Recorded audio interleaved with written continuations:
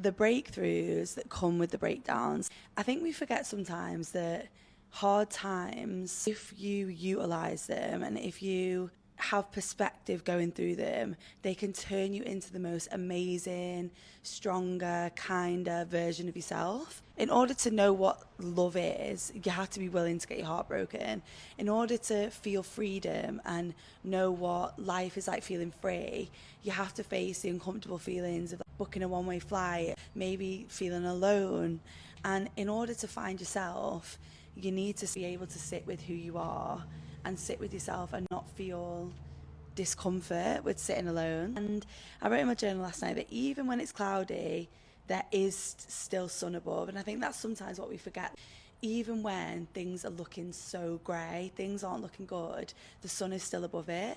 I can't even tell you how happy, grateful, aligned I am.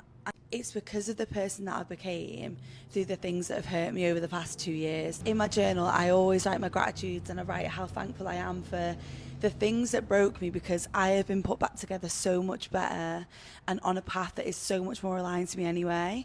Sometimes when we're going through a hard time, it doesn't make sense. And it doesn't make sense until it makes sense. And one of my favourite quotes is, life can only be understood backwards but must be lived forwards. When we look back at situations, when we've kind of got over them and healed from them, it all makes sense. You meet a person who's better suited to you, fired from a job, but now you have an even better job that is so much more aligned. But at the time, the sting of that situation, the breakup, the job loss, the change in friendship groups, whatever it is, there's such a sting because you're leaving an old version of you behind. You have to shed the skin of that version.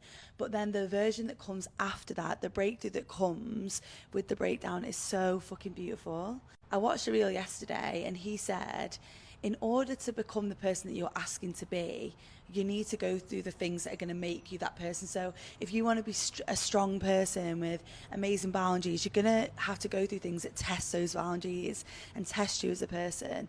In order to be resilient and strong and have a positive mind, you need to sit with the depths of yourself and be okay with that. Time you're going through a really, really hard time, whether it be like a breakup, job loss, whatever it is personally for you, sit with who you might be becoming and the things that you needed to shed and what this is teaching you.